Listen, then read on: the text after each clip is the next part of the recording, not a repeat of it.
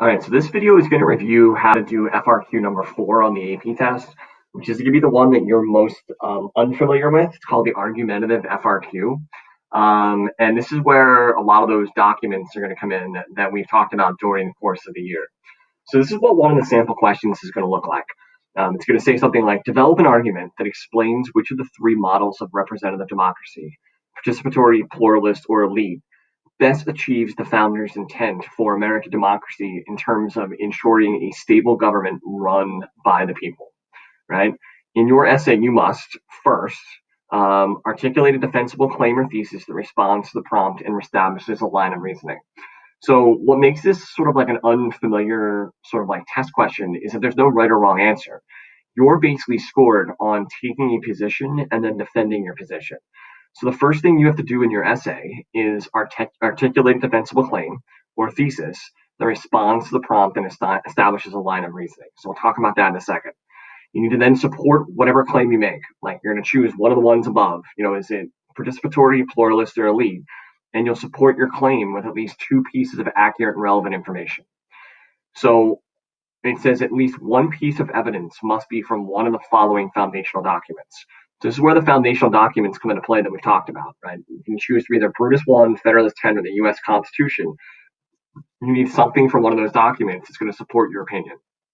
And then it says use a second piece of evidence from another foundational document from the list or from your study of the electoral process.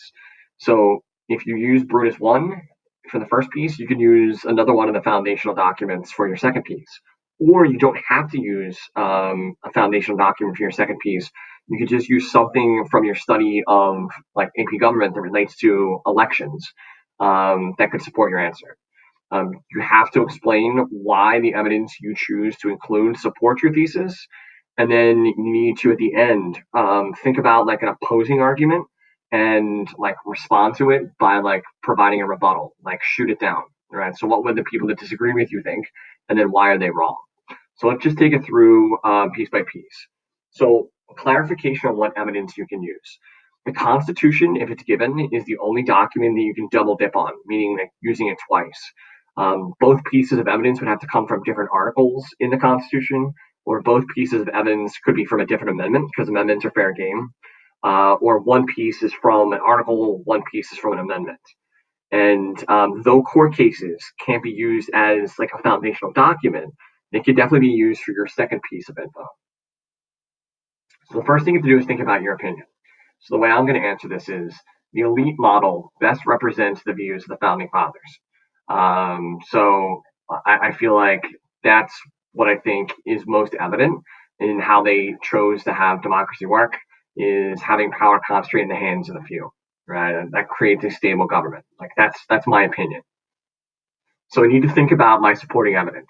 So for my first piece of supporting evidence, I need to draw from one of the foundational documents. So you can use any of them, but I'm going to choose to use the Constitution. And like, what do I know about the Constitution that relates to the fact that like the elite held power in their hands and like the masses didn't have power? All right. So I'll focus on the fact that senators were originally selected by the states and not the regular citizens. And then for my second piece of evidence, I could either take from another one of the foundational documents, or I could pick something else from election stuff that I feel like would support my answer, and I think the Electoral College is good. So I'm not going to use my second piece from either one of the foundational documents, but instead I'm going to pick something related to the Electoral College. So first thing I have to do, my first paragraph, I'm going to build my thesis. So your thesis needs to have a couple different parts. The first thing you have to do is talk about your stance. The elitist model best represents the founder's intent. That's in the blue. So you got it, right? Like you've indicated what your stance is on the topic. And then you have to provide, I have in the red, your line of reasoning. This is sort of like a brief explanation of like where you're going with your argument. Force yourself to write because. The elitist model best represents the founder's intent because of the way the Senate elections were originally designed and the founders' creation of the Electoral College, right? So you could provide maybe even just a little bit more detail about the Electoral College. Don't just name the documents you're going to use. You have to provide a little glimpse about the specific arguments you're going to make. So I have my stance and sort of a brief sort of overview of the two pieces of evidence I'm going to use. That's your first paragraph by itself, nothing else. Just one sentence, your thesis sentence. So my second paragraph is going to be my first evidence paragraph. So this is going to have to do a couple things. Each one of your evidence paragraphs has to name, describe, and then explain the evidence you're going to use. So for me, I have the first thing in the blue. I'm naming the evidence. I'm going to begin my second paragraph, my first evidence paragraph, by saying the first piece of evidence that supports that the founders favored the elitist model is the way in which the Constitution originally specified how senators were given their jobs. So I've named the document and I've provided a little bit more explanation. And then need to describe the evidence. Unlike the House of Representatives, which has always been elected, senators were originally appointed by the states. So I've described sort of a little bit more detail about the evidence. And then in the green, I need to explain how the evidence supports my thesis. And I explicitly want you to write, this shows that the founding fathers favored the elitist model because they wanted to be able to offset the influence of the citizens in Congress. The House would be influenced by the people, and the Senate would be more protected from the influence of the people.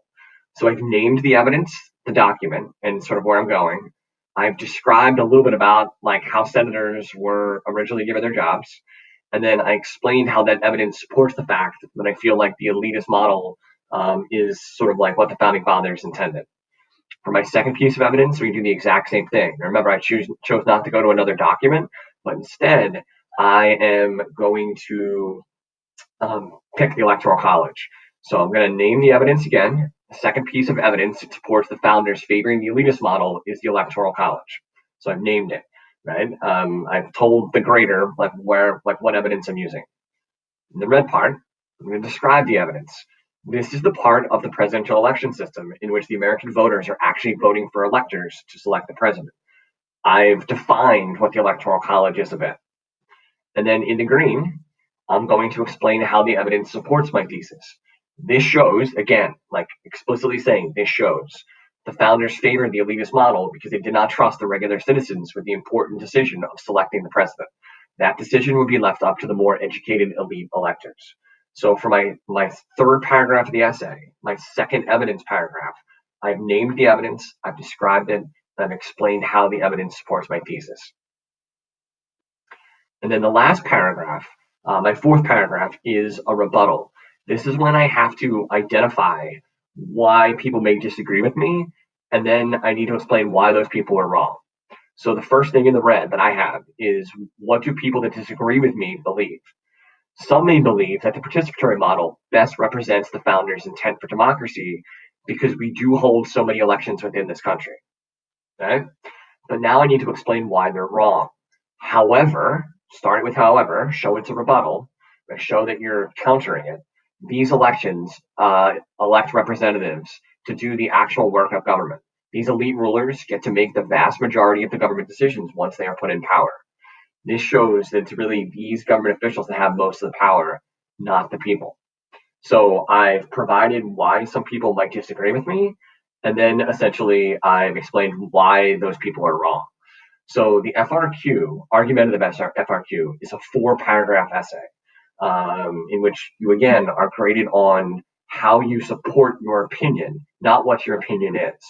First paragraph is a one-sentence thesis that describes sort of like, what your opinion is and where you're going to go with your argument.